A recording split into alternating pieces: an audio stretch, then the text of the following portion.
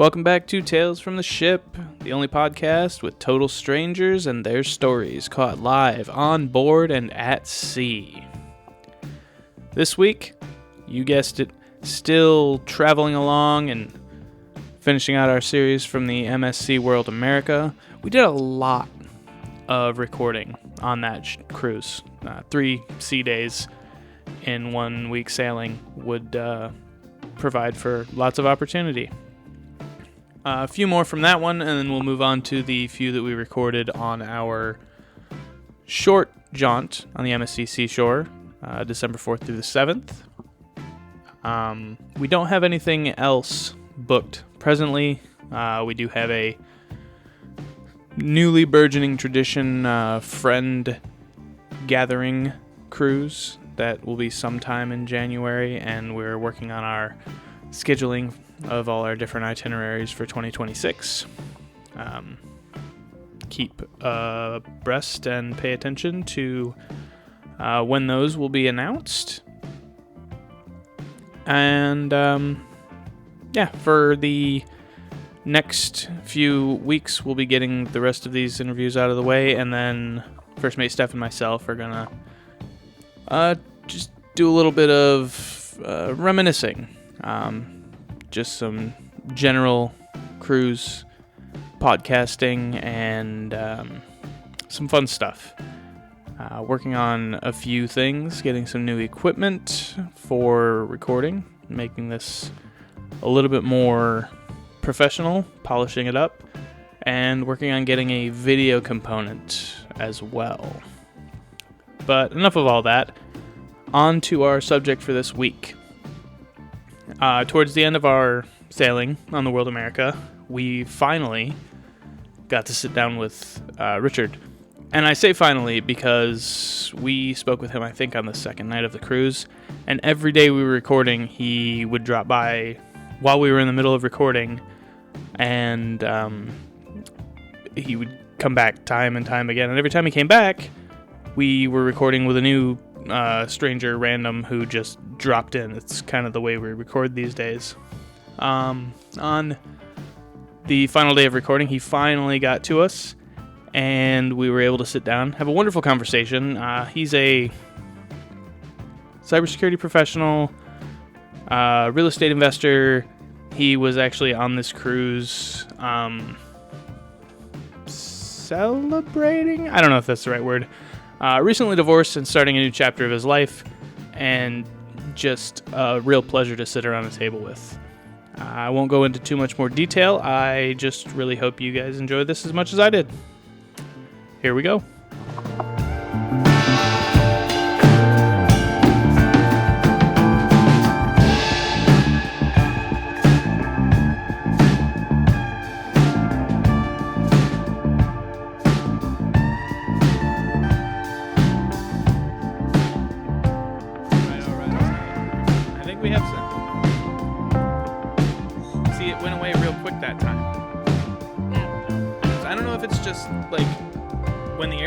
And then it corrects itself. I don't know, because it's stayed on for a while before.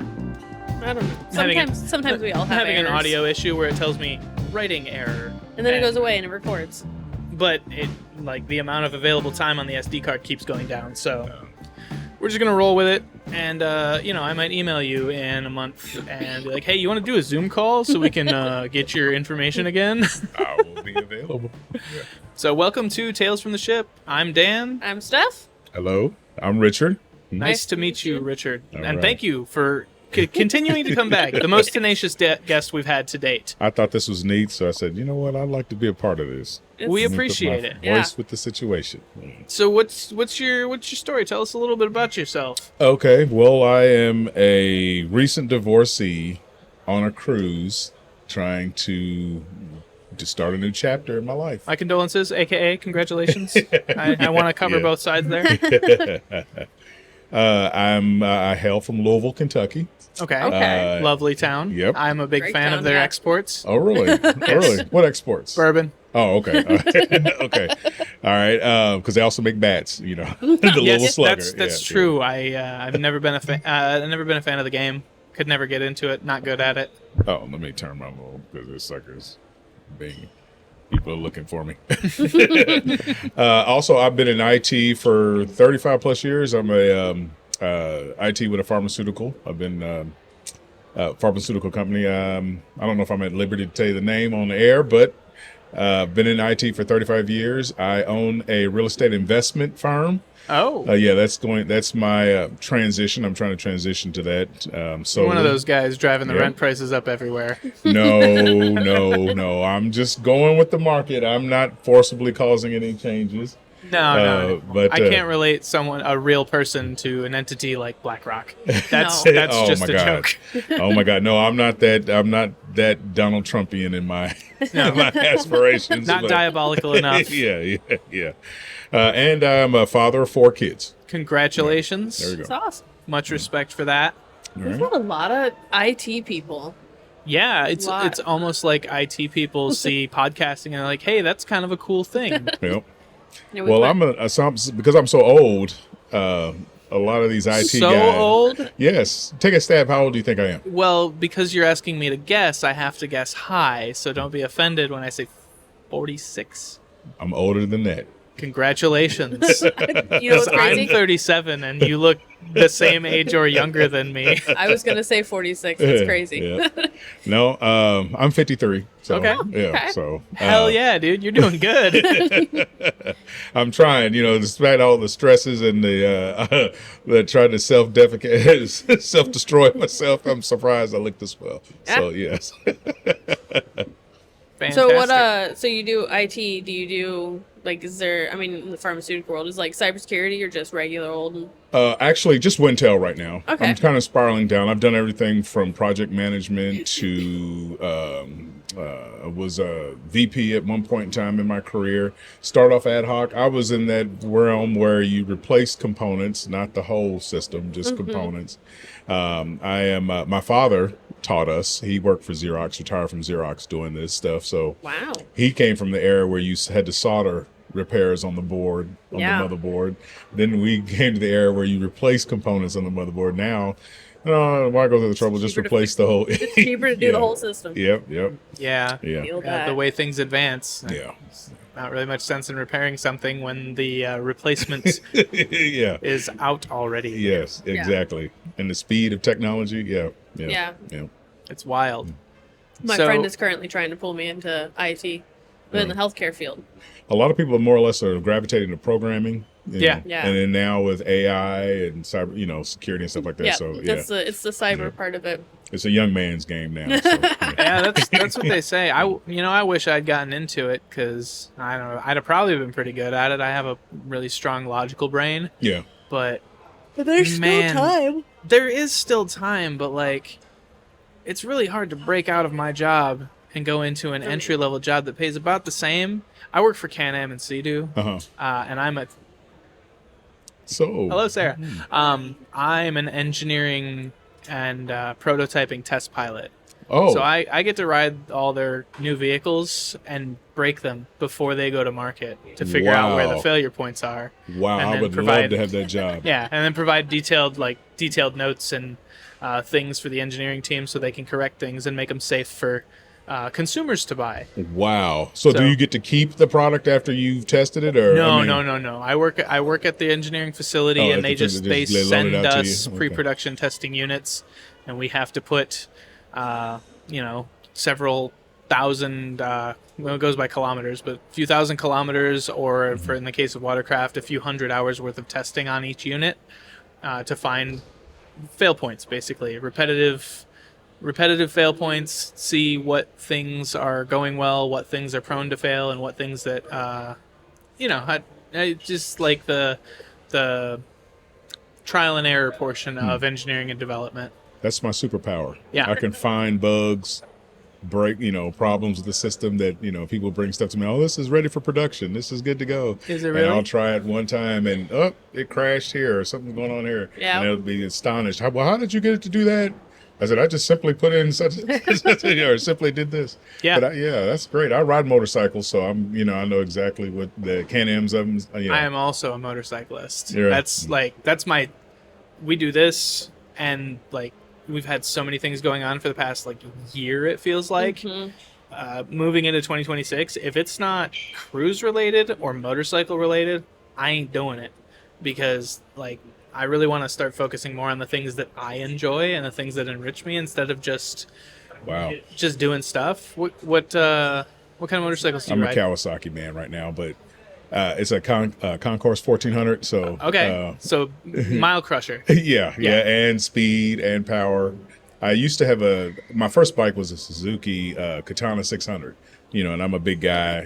Was it one of the old katanas, the really cool ones from like the 80s? No, was this it like is a 90s no. katana? It's 2002. Okay. So it was the last year, the last body style of the ones they made. The real bubbly one. Yeah. Well, I mean, I thought it was cool. They're definitely cool. I just it's just a physical description of the body style. Yeah. Yeah, those are. My first bike was a Suzuki as well. GS 500. Oh, really? Okay. Yep. Well, mine a little bit bigger, but it was still not big enough for me. I would try to ride the curves with my friends. And you're not a small fella. No. I'm not going to tell you how big, but I have to drop gears. And so I said, you know what? It's time. My next bike will be something stronger, faster. And I spoke too soon, because the bike I got now, I'm scared of it. Yeah. The top speed on that thing is, I think the speedometer says 185, 190. Damn. I've only had it up to 150, and I was scared at 150, and that sucker still had reach to go, and it was just barely cracking the throttle. Those even the sport touring bikes, they're no joke. I actually did. I'm a Harley guy now, because that's just like, I grew up that way. I like cruisers and I like customization, and unfortunately, there's not a whole lot of customization available for the metric cruisers, as much as like I had a Honda VTX that I crashed a while back, and I still think that's the greatest cruiser ever made. Like, it's just bulletproof. But I went and did a Harley demo event this past spring, and I got to ride the new Pan America, which is Harley's like sport touring bike. Yep. And they just came out with the Pan America ST, which is the street focused one, like 17-inch tires, 150 horsepower. I was floored with how fast that thing was, because like Harley's new cruisers, they put out power. They're quick. Yeah, that new engine that they have, that they put in the sport, what's the new one now that replaced the Nightster. Yeah. Replace the Sportster? Yeah. Yeah, that's the Revolution motor. That was the one you were going to go buy. That was the one I was going to go buy, a Nightster, but they didn't have any, so I bought a Street Bob, which is bigger. She can actually ride on it for a little while. But that sport touring rig, I hopped on it. The test route was like a 15-mile self-led loop around the city we live in. And the last segment, you get on the highway at one exit and you go up to the next exit, and that's where the dealership is, where you come back in. And I kid you not, I hopped on the highway, and I had already ridden 3 bikes that day. And I was on the on-ramp, did my head checks, picked my spot on the highway. I'm going to accelerate and go. And I dropped a gear, got on it, and by the time I settled into my spot that I had chosen to aim for, I looked down and I was doing 118 miles an hour. Yep. I didn't know I was doing 118. Yeah. I just whoa, and I dropped it back to about 97 for the next 2 miles till I got off my exit. Man, it was... That wasn't when I was on it, was it? No. Oh, that's good. No, we only got up to 80 on that one. Okay. Now, do you ride? Do you? On the back. She passengers. I passengers. Okay. So I want to learn how to ride. I'm not confident enough to be on 2 wheels. So if I get anything, it'll be a Can-Am because it's the trike. And we've gone out and I've ridden one before, but yeah, one of the perks of my job is we have loaner vehicles that I can use. I don't have to pay for maintenance. I don't have to pay for insurance. I just got to put gas in it. And we live next to this big area that was a neighborhood they started to build in the early 2000s, and then the company went bankrupt. So now it's just roads. Real. So we go out there and I rode out there with him on the back, kind of guiding me. But I'm not confident enough yet. Oh. And the goal is in the winter, because I won't do the motorcycle course in the summer. It's too hot in Florida. I'm not doing that. So, in the winter, I want to get it done, December, January, February. But yeah, take the course and then He's just gonna get take her it on with one me. of those. I like riding as a passenger, but there's also something special about riding 2 up with your homies. Yeah. And my wife just happens to be my homie, so if we can, plus it doubles our storage space. So when we want to take like a trip, we can put a whole lot more on 2 bikes than we can on 1 bike with us. Yeah. We do twice a year. There's a charity that we support. It's called Forgotten Angels, and they do a motorcycle camp out. And so right now he rides over and I bring the truck and we don't bring much with us because we just bring our hammocks and we sleep in hammocks and like a very small tent so we can change clothes and keep our stuff in. But we've gone over there on just the bike. Well, how far have y'all ridden on, when you do tours and stuff like that? How far have you ridden on your bike? To that event, across Florida and back. About 3 hours. Okay. I came down to Bike Week down in Daytona. Was it 2 years ago?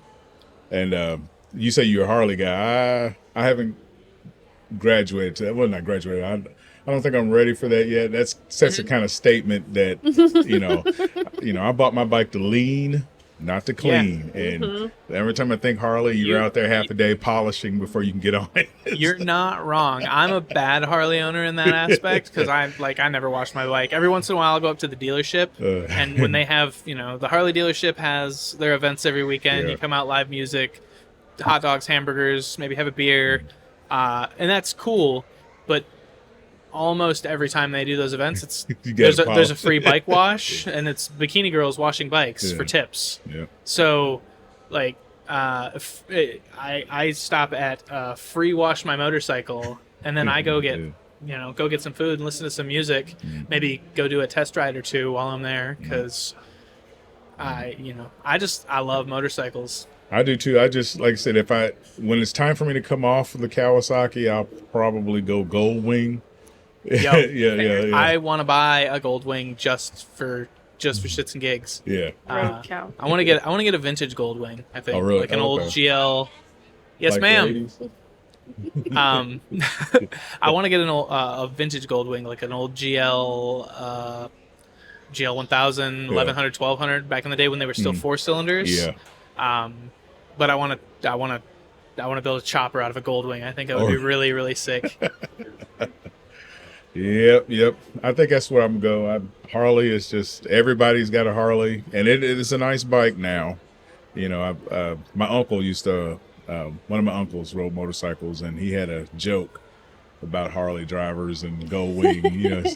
He said Harley drivers pass and Gold Wings down the highway. You know why Harley has the fist up in the air? And I said, why is that? Because they're holding their tools in their hands.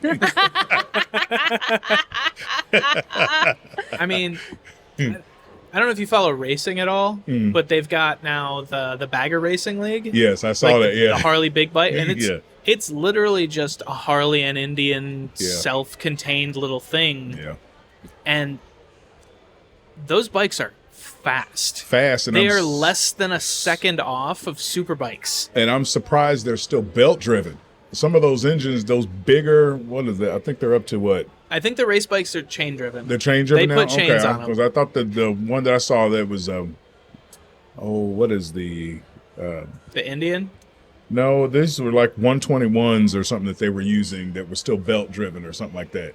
Yeah. So, and I was like, wow, you still taking a risk with that? If they're running a belt on the track, that's crazy because one of the, chains are easier to change on the fly. They're more durable. They're more stable. So I know a lot of them are chain driven. They might use some belts. Yeah.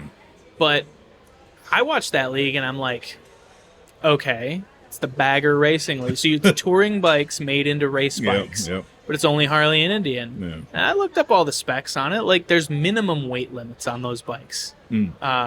Instead of maximum weight limits because it's got to be a bagger.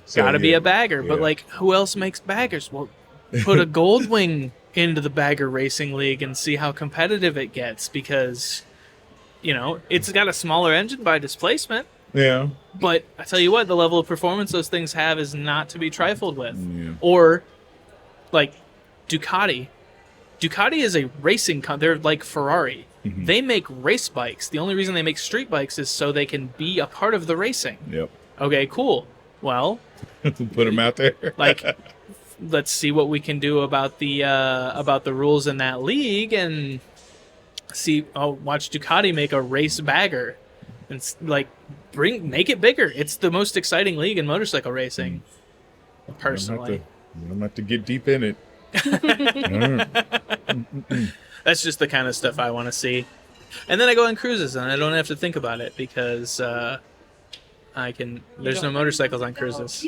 Wow. Well, this is only my.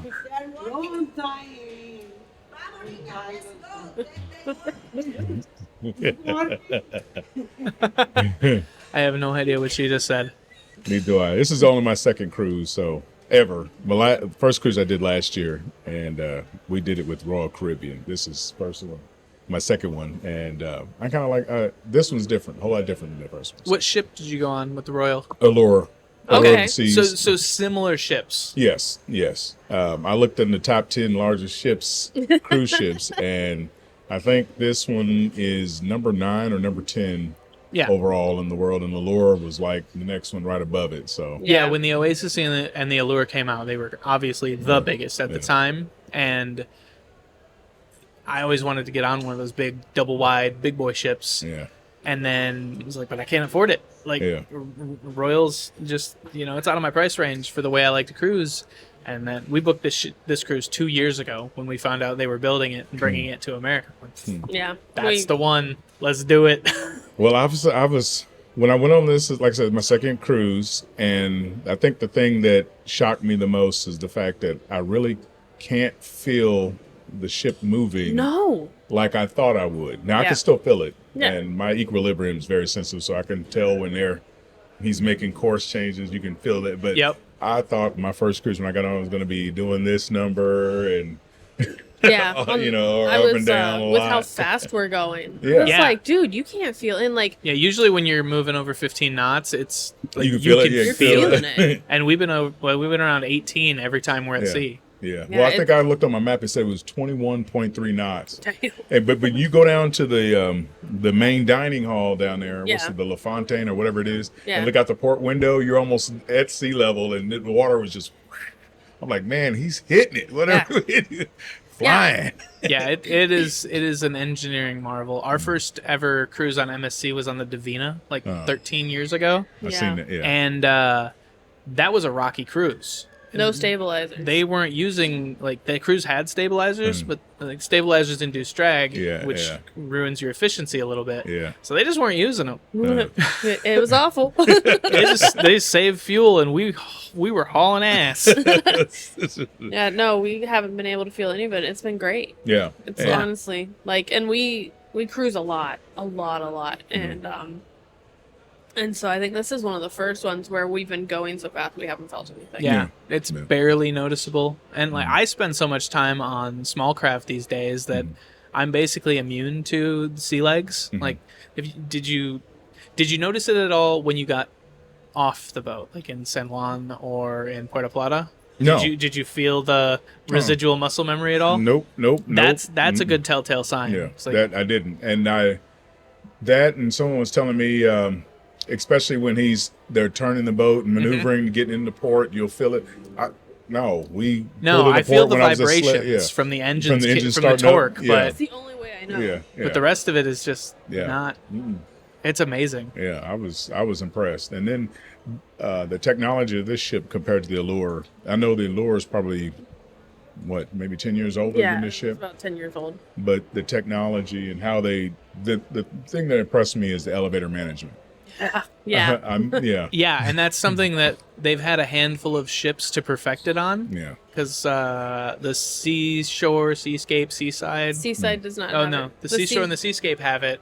It functions a little bit differently, and it'll tell you how long you gotta wait. Oh, okay. Okay, that's the only difference. You hit the button on this bank of elevators. So, you gotta wait a minute and 15 seconds. Go around to the next bank of elevators and hit that button. Oh, you gotta wait 22 seconds. Okay. So you just, I'm gonna stay here. But that would be nice. That would be nice. Yeah. I love the cool. Hit a button, go to J. I'm gonna go stand there, and there's no guessing of which door. Right. You gotta look around. I also like that rear bank of elevators. How it's just one big lobby with all 10 elevators in the same room. Yep. Yeah. I really I really like that. At the front, it's still two separate banks. And the two elevators at the very back of the ship that go from 8 straight to the top with no waiting. No waiting, Yeah. I want food. Go upstairs. Bam. There's Come no back waiting. down, I like think the that's way pretty they've neat. done it with the elevator stuff, right? Like you can't get kids doing the just press all the buttons. No, we did have the other day we got on and the doors open and there was a family and there was he was probably 8, maybe 10. There was a kid standing there in front of the Like, little pressing the door close close button. And like his parents were right there behind him, just letting it. Like, I literally walked down the elevator and I had to scold someone else's child. I said, "Hey, bud, there's people trying to get on the elevator. Maybe stop pushing the button." Yeah. But And his parents didn't say anything about that either. Oh. Like, okay, well, let the village take care of it. That's cool. Well, I think that, but the one thing I didn't like, and it took me a while, it took me a couple of days, maybe 3 days to figure it out. The way they have the yacht club in the front of the ship and how some of it breaks up.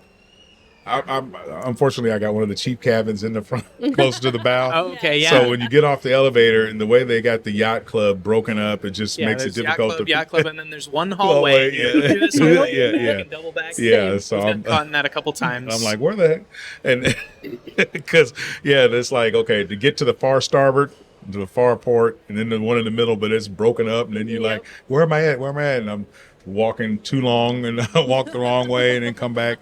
Man, just that part. Everywhere else in the ship, it's easy to navigate, but that part, it took me 3 days to get there. Yeah, The only downside of our cabin is we're right below the Zen deck. Oh. So, God.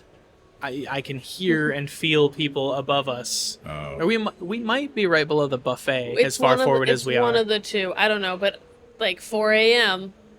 You just hear stuff people moving, and it's like, oh my god. Or I think that, like my only complaint I've had on this ship, and I know like right before this you had walked over to the spa, so I don't know if you guys have the thermal pass or anything. No, I don't. So the other day we were in there, and it's supposed to be really quiet and calm and everything, and you could just hear this bass. And like he looked at me, he's like, "Do you hear that?" I was like, "Yeah, what the hell is that?" And I walked out. Well, because the theater is right below, when they're practicing, you can hear the bass through that. And then I had a massage booked, and so when I was getting my massage, it's supposed to be calm and peaceful and everything, and it's calm. He's like, "Dum, dum, dum," and I was like, "Oh my god." So like I think that would be my only complaint, is just like having the theater below that. It takes away that like calmness, but I mean, besides that, it's like we've loved the specialty, like all the specialty bars. The theater's below the spa and seashore too. Is it? No. Oh. Yeah. Well, It's deck not as 7 loud forward. then. Well, I think it might, I know it's louder for those people that have the inner cabins that are overlooking the promenade down on deck. Because a friend of mine is in one of those, and she hates it because, it's... Yeah. Yeah, you can only soundproof the glass so much. Yeah. Yeah, when we were booking, we were like, not that one. Nope. She was like all night long. Yeah, which is fun. On some of the royal ships, the interior promenade, they have those rooms with windows that overlook the promenade. Yeah. And we had one of those one time. I thought it was really cool, but the promenade isn't too loud. Like they have that one party, but it ends by 9 o'clock. And but yeah, being outside on the World Promenade would not be ideal. No. It's loud in there. Yeah.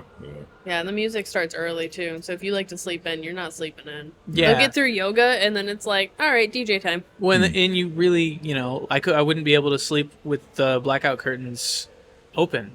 No. Like even with just the sheer curtain, because there's the light coming if the light's on in my room and the lights are not on outside, they're just gonna see right through that sheer.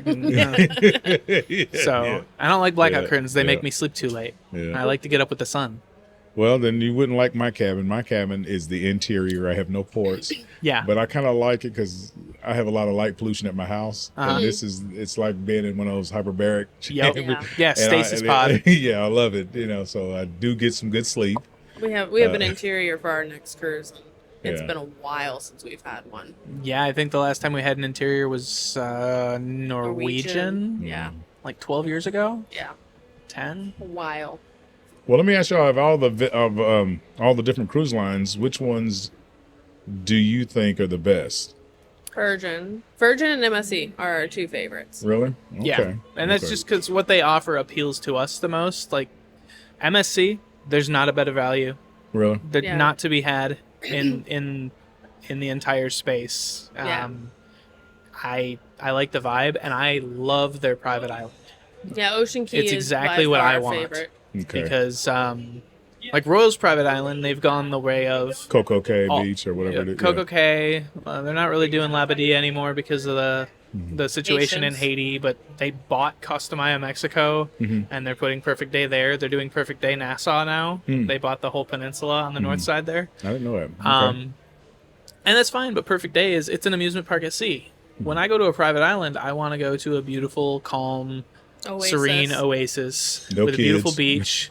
No kids would be nice, but I can avoid them by going as far away from the ship as possible. Yeah, because when you get because you haven't been, it's only your second cruise. When you get off, there's like a beach where there's a lagoon in the center, and there's beach, and almost 99% of the time, all the families stop there because it's the first beach. You just like and if you filter just in. keep going, you can go to the other side of the lagoon, and there's a bathroom and 2 bars and a food truck, and not a lot of people. It takes more time for that beach to populate because it's the farthest place you can get from the ship. Yeah. So you can have a nice morning and midday before it gets super busy.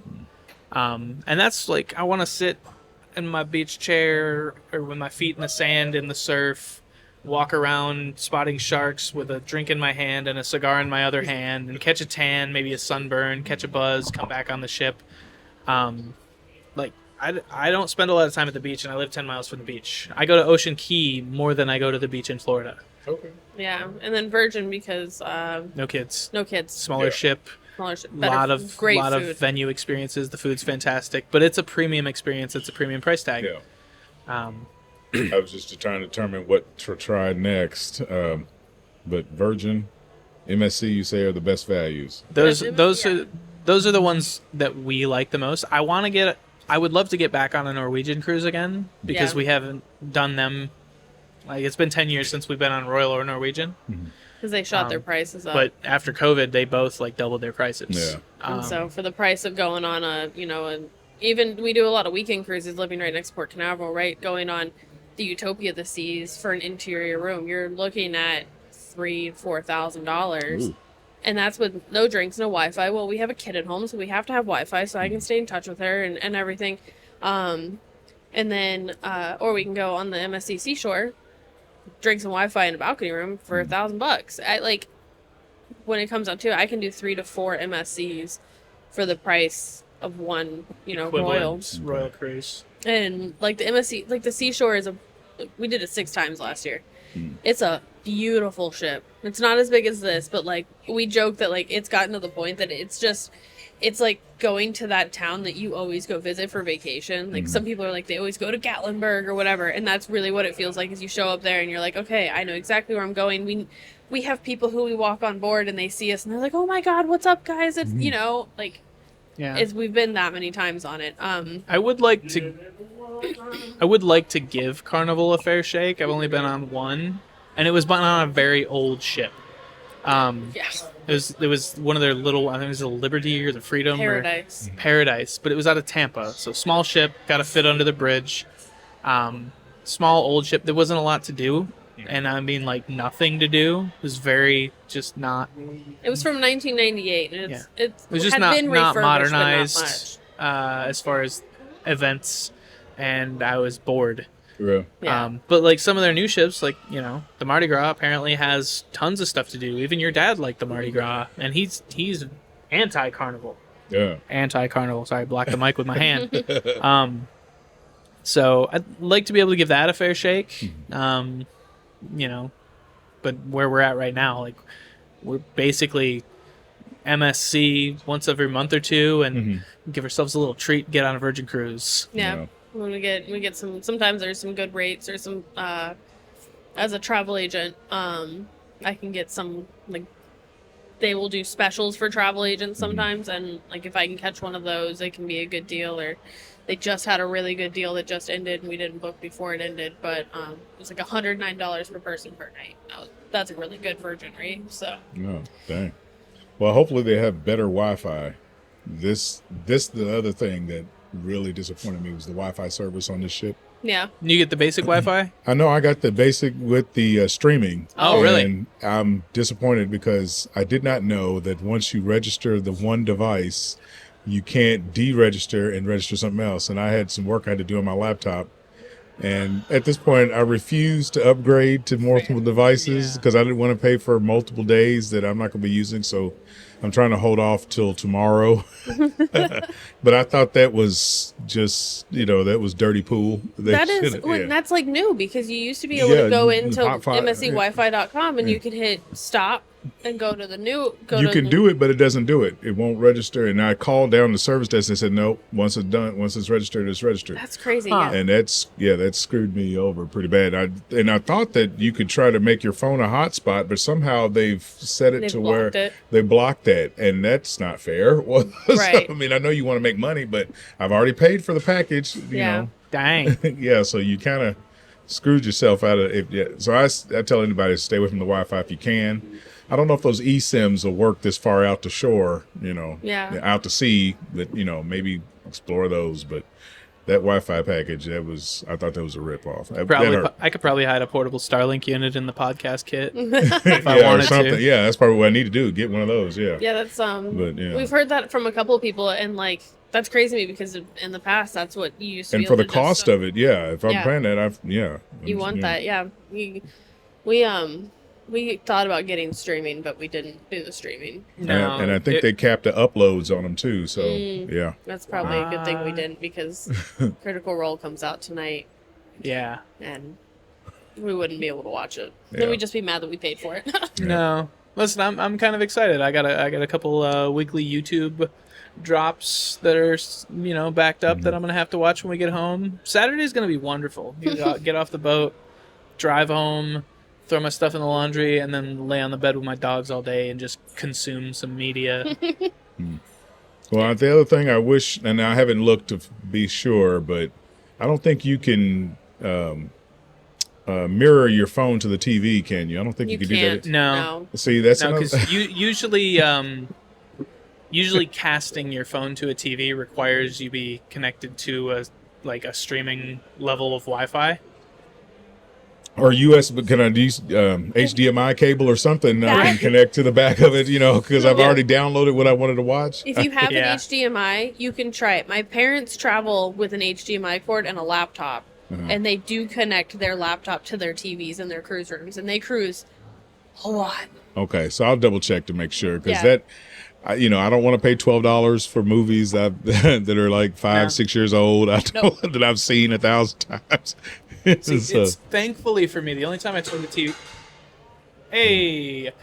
The only time I turn the TV on a cruise ship is like when we're going to bed. Yeah. And that's late enough that doesn't matter what's on. The cruise ship has a Cartoon Network stream, so it's like Bob's Burgers or Family Guy is on. That's a great thing for me to sit there and watch while I fall asleep. Yeah. And I just finally this past month caved and bought a Kindle, so I've been doing a lot of reading. That's a new thing for me. I do like on Virgin, and then we were on Disney 2 weeks ago. Disney, you have a massive amount of Disney movies for free, right? Like on their TV. Oh yeah, the Disney entertainment is one of the perks.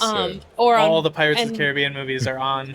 And then Virgin, they don't have cable. No. But they do have a bunch of TV shows and movies that you can watch. And I do feel spoiled in that because I'll be getting ready for, dinner or whatever, and I'll throw on, a lot of times I throw on musicals because it's music and a movie and it's just some entertainment. I'll sit there and obnoxiously sing Broadway while I'm doing my hair. And here I'm I'm not paying $12. It's not happening. Yeah. Yeah. And I don't know if it's a 24-hour rental. That's not going to happen. Nope. Not for 30 minutes of movie. And the selection of movies wasn't that great. No. Like I said, I'm not paying $12 for, movies that are 6 and 7 years old. And yeah. I checked that the other day. I was like, I got to get ready. And he was going to get a drink or something. And I looked and I was like, not a chance. I'm going to throw on Cartoon Network, and whatever cartoon is on is what I'm listening to. And then I'm stuck. I'm turning the 10... what is it? TMC Turner movie channel. Yeah. I'll watch all the classic movies, but some of the movies are so old that okay, Yeah. at least play some barely some movies that are in color at least. Yeah. But that's it. That's practically it. That the Discovery Channel. Yeah, I was hoping the sports bar was going to show more than just one football game. They did. They did. Yeah. Sunday, just about every NFL game that was on tap, they were playing. So yeah. Hockey's still preseason, so they're probably not going to have any of that on. They're probably only going to have stuff that has a healthy betting pool. Yeah, because they have a sports book on the ship. Yeah. That's fair. But that was fun. Sunday when I came in, I'm a Steeler guy, so our game started at 9:30. And but at noon, everybody from it was just great to see a bunch of jerseys from different teams, and everybody was there. The bar was packed. We were when we were sitting at the coffee bar that day, we were just watching people walk by with all their different jerseys, and that was cool. Yeah, it was pretty neat. We did have the pleasure of going on one of the Virgin cruises we went on was during the NHL Finals. Really? And it sailed out of Miami, and the Panthers were playing. Uh-oh. And we were on the ship. We watched them win their first cup. We watched them win their first Stanley Cup while on the ship. It was crazy that night, wasn't it? There was only one place on the ship where you could watch the game. And it was packed. And it was standing room only. And they were doing other stuff in that venue. There was like a trivia game going on in the back. Nobody cared. And unfortunately, because they have 2 TVs, and reception can be crappy because it's running off satellite. And there was this guy who was the most annoying dude I think I've ever met in my life. And he was up there, I would go to every game because I would go to watch the game. And I'm sitting there, and he would yell skate all the time. He was armchair coaching at the TV. And then when they're about to win, there was 10 seconds left, and obviously they're not going to come back, and I think they were down 2. And so everybody, I'm not a Panthers fan, I'm a Lightning fan, but I'm very happy to see them win their first cup. All these Panthers fans, they're in their jerseys, they've got their phones out there recording this moment of their team. And this dude from New York, he jumps out and jumps in front of the TV and starts hands in the air blocking everybody from seeing it. And I was like, damn it, dude, get out of my way. I'm not even a fan of this team. I wanted the Oilers to win, but don't block everybody. And then he ran around talking about how they did it and they won. And I'm like, my man, you're not even from Florida because you have a very thick New York accent. Yeah. But that was a good time. I always like going to the sports bars. Yeah. Sitting there watching games. I really like the sports bar. It was one of those venues I really liked on the Norwegian cruises we were on.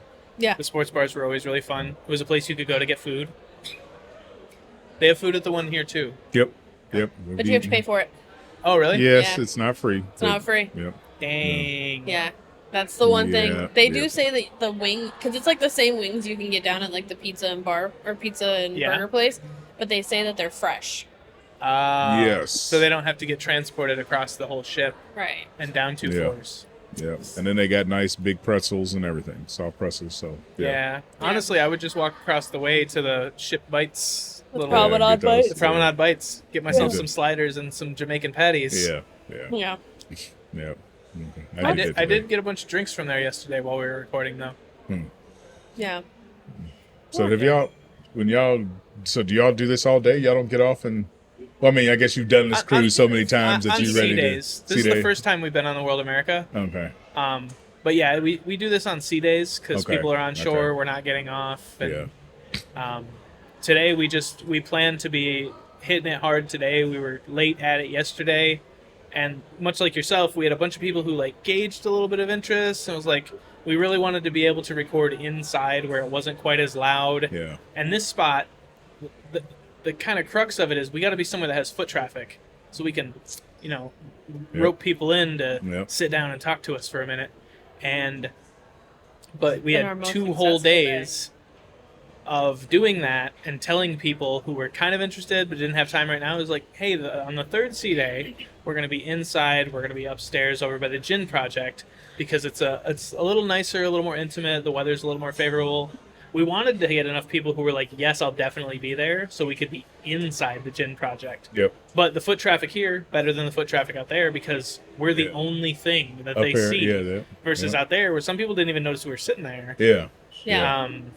I walked past and said, "Oh, wait a minute, y'all did it." Yeah, I interrupted y'all too. And it's weird. We've had a bunch of people like, well, what's your podcast about? I was like, well, it's about you.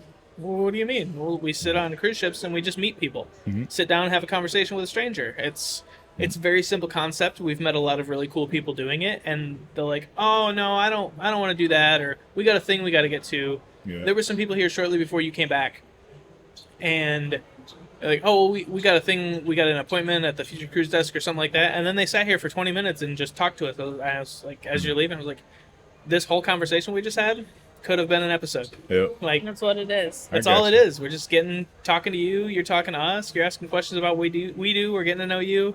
And that's really the whole thing. We met. There was a kid we interviewed yesterday. He was 20, but he's getting into cybersecurity. Well, one of the guys we interviewed on the Virgin Cruise, who I still talk to, he is runs his own Discord, and he teaches people about.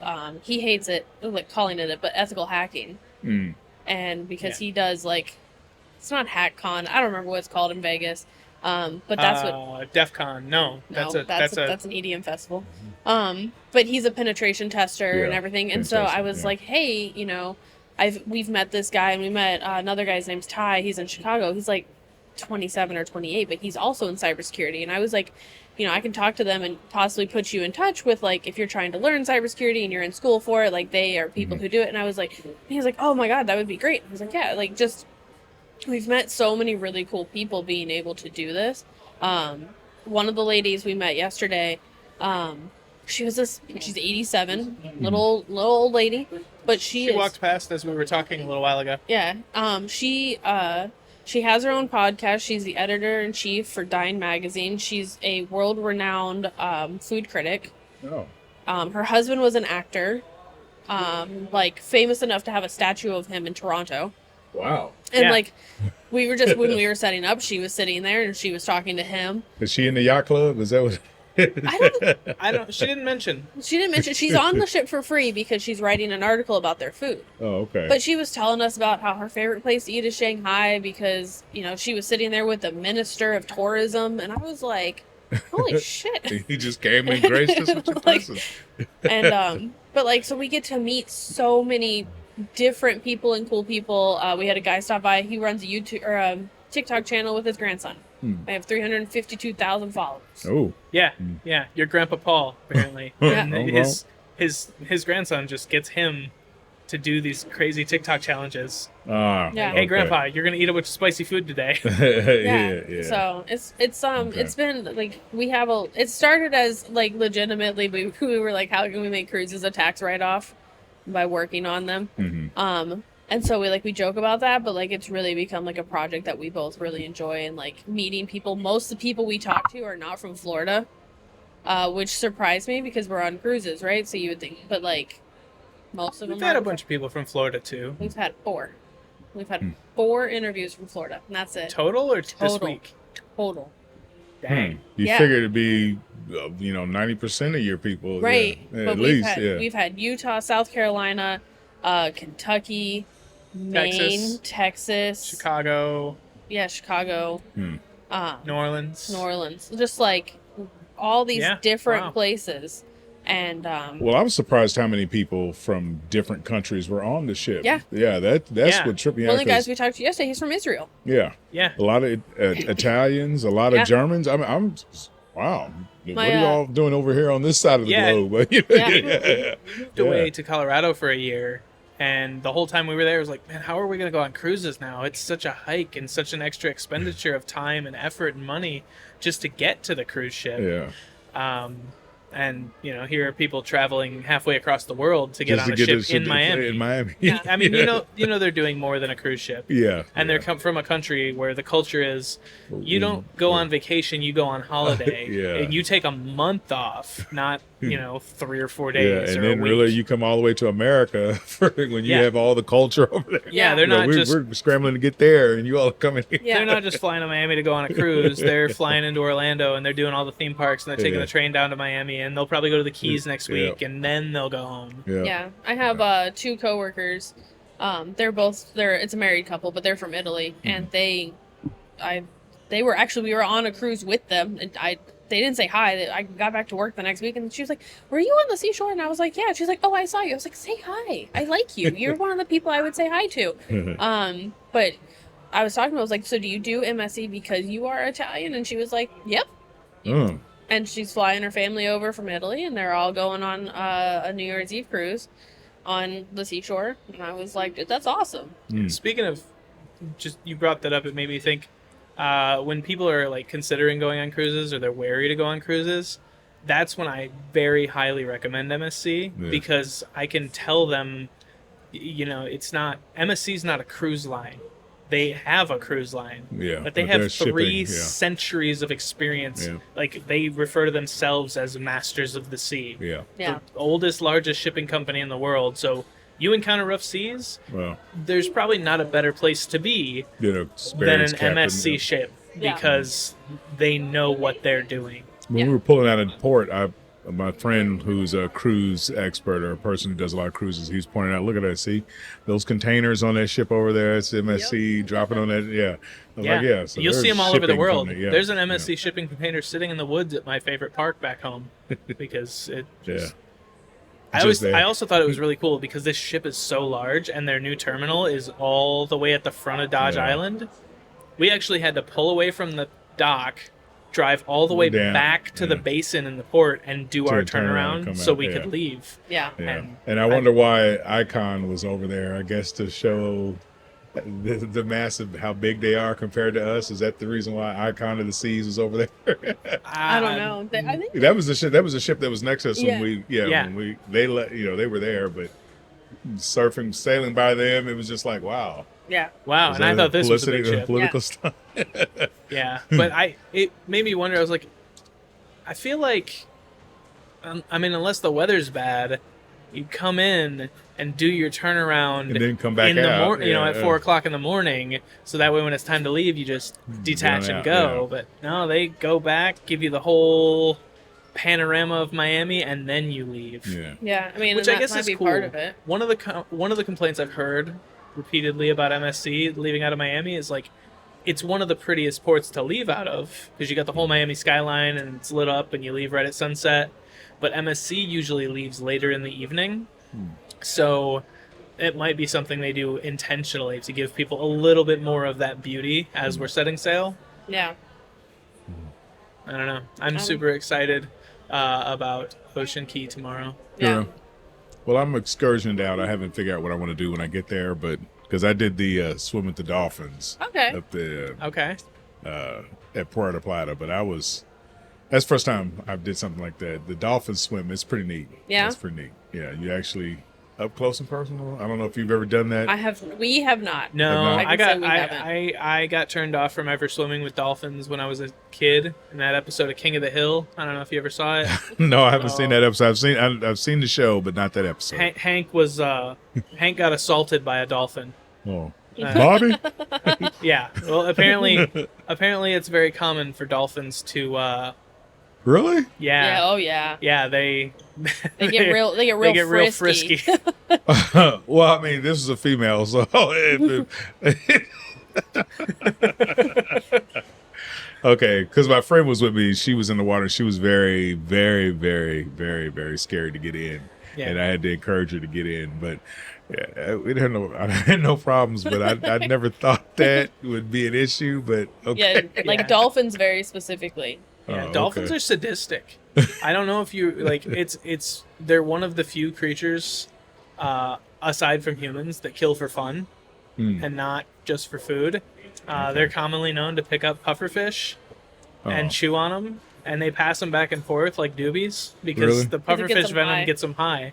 It doesn't actually debilitate them in any way. No, it just gets them high. So dolphins, they literally pass it around. Dolphins and cats. It's all the really intelligent creatures. Yeah. They have that sadistic streak about them. Like orcas. Yep. Orcas, Yep. Dude, orcas are the most terrifying thing on the planet. Yeah. Mhm. And it was like, oh, it's killer whale. They're not whales. They're the craziest dolphins. Yeah. Mhm. Yeah. And they're no joke. Like, oh yeah, a group of orcas, killed an entire humpback whale just so they could eat its tongue and liver. Well, I'm gonna have to reevaluate my experience then, because when I got in the water, there was one stunt where the dolphin comes up behind you on your foot and pushes you like a jet ski Oh, really? for like 40 yards. That's so cool. And I was surprised how much power they have, because you get up to jet ski speed in that 40 yards. And Oh, dang. and so, yeah, it's just, and the creature is probably, that particular dolphin was maybe 7 feet long, maybe. Okay. But just to have that kind of power, and I'm big, as you know, I'm not going to tell you how, but I'm big. So No, imagine to you're- get me up to jet ski speed for 40 yards. That's insane. impressive. So now you're telling me that, because they look, I didn't have a problem. And their teeth were looked like they were kind of filed down a little bit. So it didn't look like if you bit me, it wasn't going to hurt. But you're telling me that they just do it for fun. I just imagine one of those Steve Irwin moments. Yeah. Well, I don't mean assault in a violent way. I mean assault in a. Yeah, I got you on that. Fortunately, it was like I said, it's a female. These are female. This was a female that was here, and hopefully. I wonder if that's by design. Though. Yeah. Dolphins, they have too many strikes. We don't do male dolphins. Yeah. We have enough complaints and filed lawsuits already. Do you have a good time in San Juan? Yes, I did. Unfortunately, I wanted to get up to the castle, but we took a tour to the waterfall in the Junta. I forgot what the name of the river and the waterfall was, but it was raining. It was probably the only spot in the whole. Yeah, no, we didn't even see rain. Yeah. It was raining. Seriously, it rained. I got it on video. Wow, it's coming down pretty hard too in the rainforest. Some rain shine. Yeah. So, but we did have a good time. We stopped and got something. Our taxi guide stopped and got us something to eat at a beachside restaurant, and we stayed on the beach for the day, and got back to the ship. But it was pretty nice. Did some shopping downtown, so we had a good time. That's cool. I'm a real big fan of San Juan and Puerto Plata. That's our two. When we booked this cruise, the itinerary sold it immediately because it was our 3 favorite places to go. Yeah. Oh. Yeah. I will warn you that the lagoon on Ocean Key, if you're in it, there are small sharks, but they are not the bitey sharks. Okay. Yeah, it's a fully fleshed out ecosystem, so they got to have everything from bait fish to apex predators. But all of the sharks are a maximum of like 4 feet, and then they relocate them. Okay. So someone who's not from a beach area, what you should know about sharks is they're site-based predators. Uh-huh. So, where we live in Florida, that area is the highest concentration of shark bites in the world, and it's very murky water. So sharks do it's what's called an exploratory bite. If they're swimming around and they can't see, everything they bump into, be it a rock, a boat, anything, they bite it. They're literally feeling their surroundings because they can't see. So the lagoon, it's crystal clear water. You're much larger than they are. They want nothing to do with you. But if you walk slow enough and you just pay attention, you can see them. And they'll literally cruise right along the seaweed line, about 4 feet deep in the water. And you can stay about 4 or 5 feet away from them and just slowly walk along. You just follow them all the way around the lagoon. It's one of the cooler experiences. So if you brought goggles, or if you, I guess you can rent snorkeling equipment, one of the more fun things to do on Ocean Key, in my opinion, is just like walk around and spot some of the cool fish, particularly sharks, because you don't really get to do that anywhere else. And it's really fun too, because now you know that there's nothing to really be concerned about. But if you're following them around, and you could just if people be chilling in the water, just hanging out, sharks swim right back. They don't even know. They don't even know there's sharks in the water, because first time I saw them, I asked the lifeguard, I was like, yo, you guys got sharks in the water? It's like, yeah, there's probably 15 or 16 sharks that live in the lagoon. And I was like, oh, that's awesome. I'm walking by, there's a kid that comes snorkeling up to us, and I was like, hey kid, look over there. And he put his head under the water. He was like, don't worry, it's fine. And then so he started literally swimming over top of them, just following the sharks. We were following them, and there's a group of people And I was like, hey guys, like, don't panic. There's something really cool. There's a shark right behind you. And all 4 of them are like, ah! And they go running out of the water. I'm like, all right, well, okay. I can see that. Yeah, I was at on Royal Caribbean at the Coco Cay Beach. They have this balloon ride that goes up, and it's tethered to a pole or a line, and it takes you pretty high. Like in a the hot air. air balloon? Yeah, it's a hot air. It's tethered. Dang. Yeah, and it goes straight up. Maybe I'd say maybe 200, 300, 400 feet up. Oh wow! So you can really see almost the whole entire island, and. I was up there. I had some family with me, but they were doing a snorkeling excursion, and from the air you could see a school of sharks. and I took pictures of it. And when I finally got back to the ground and showed them, I said, "Yeah, y'all just don't know how close to death you really were out there." No, it wasn't. Yeah, there's some sharks. There's some sharks. Yeah, so I see what you're saying. Yeah. Fortunately, it is clear water there too. So Yeah. Yeah, but if it's not roped off.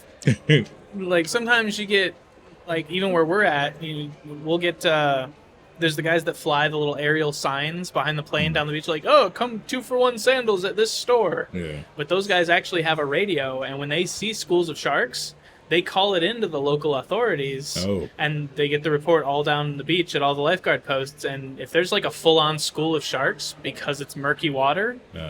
Like they'll call everybody. Yeah. They're like, "Hey, get out of the water because someone's gonna get bit. You ain't gonna die, but you're gonna bleed." Yeah. And then we do every once in a while. We'll get usually they're tagged, but like a great white or a random tiger shark, or we have 15, 16 foot hammerheads that sometimes cruise up the beach. That's when you got to be concerned. Some of those sharks are big and aggressive. Yeah. Ocean Key, you ain't got to worry about that. Okay. Yeah, no, it's like lemon sharks, nerf sharks. You're making me stay close to the beach now.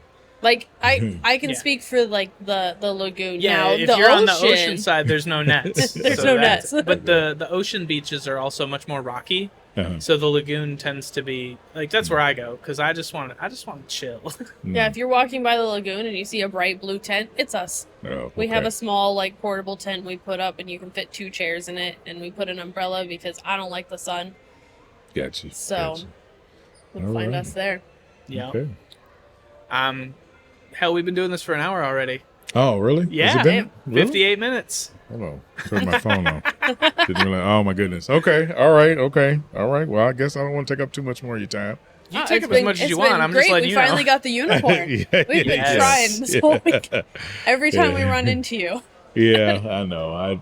And that was also my fault too, because like I said, you say, about 5 minutes. It's okay. We're just gonna run here real quick, and then I forgot. Yeah. And then by the time I come out, crap, they got somebody else. Literally, like when you texted earlier and you were like, I'll be there in a few minutes.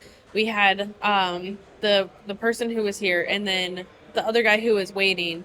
We had met him previously. He was the one on Elegant Night with like the gold like cloak on. Oh, he was the gold wizard. The gold wizard I didn't know that was him. We thought he was a super villain or something. Right? Smiley. He's super cool. He's super cool. And then you left, and then that girl came over, and she just happened to walk up, and I was like, and then you walked over, and I was like, ah, shit.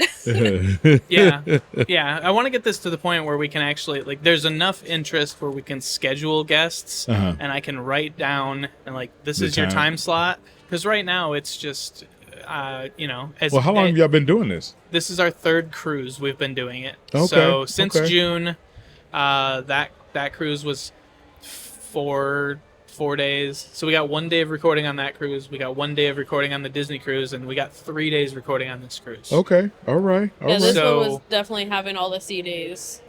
Super helpful. But when we get to the point where we can start actually like scheduling people who are definitely going to show up, that'll make it easier than, because right now it's just like anyone we can rope into a conversation. That's just more content we can put out. So, okay. All right. But yeah, this is. Well, I appreciate being a part of it, man. Like I said, I got to put my voice to this. This looks pretty neat. Never seen this on the cruise ship, so hopefully you all can pioneer it and then put your monopoly stamp on it to make sure that you're the only one.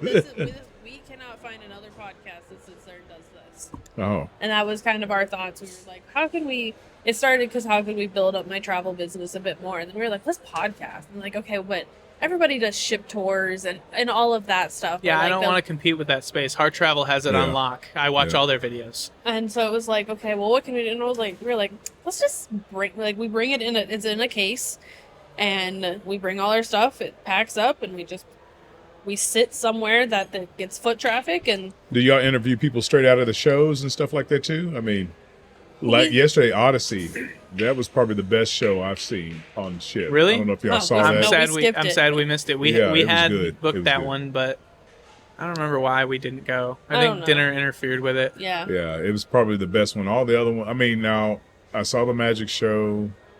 We didn't see the Magic Show. Yeah. That's good to hear, though, because one of the things about MSC that has kind of it's been like touch and go and take it or leave it is a lot of their shows. Yeah. It's like once you've seen one, you've kind of seen them all because they just kind of adapt. It's almost like the same character, the same people doing it. They adapt the talent doing the same things to a different skin. Yeah. But if it was that good, then I'm glad to hear that. Yeah. It was really good. There is one show I'm definitely going to not miss, and I want to see the Queen Symphonic. Oh. I'm a big fan of Queen, and being able to see that as a show. One of the better shows I've seen on a cruise ship was years ago. Have you ever heard of the $1 Million Quartet? Nope. It was this is only cruise number 2. Well, $1 Million Quartet was actually a real thing that happened back in the 60s or 70s. One night they got Elvis, Johnny Cash, Jerry Lee Lewis, and I always forget who the fourth guy was, but they got all 4 of them together in a recording studio to perform together to record an album together.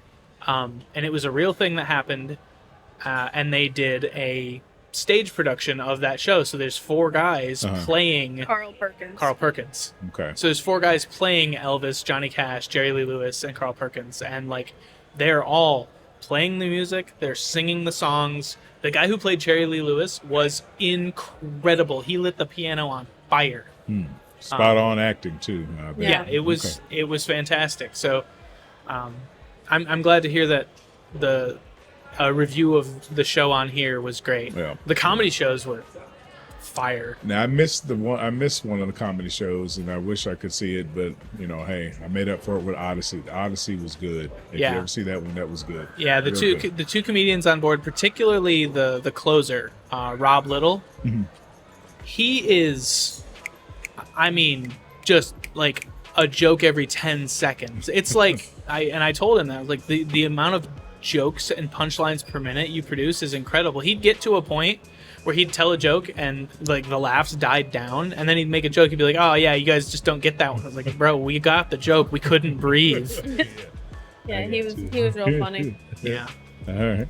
But I think that's plenty for this one. I don't want to take up too much more of your time. I appreciate it. Thank you. I've done this a million times, but you're on cruise number 2. You still got much more to take in. Yep. Well, thank you. Appreciate it. Thank you guys for having me. Yeah, thank you so much. Well, until next time, crew, calm seas and clear skies.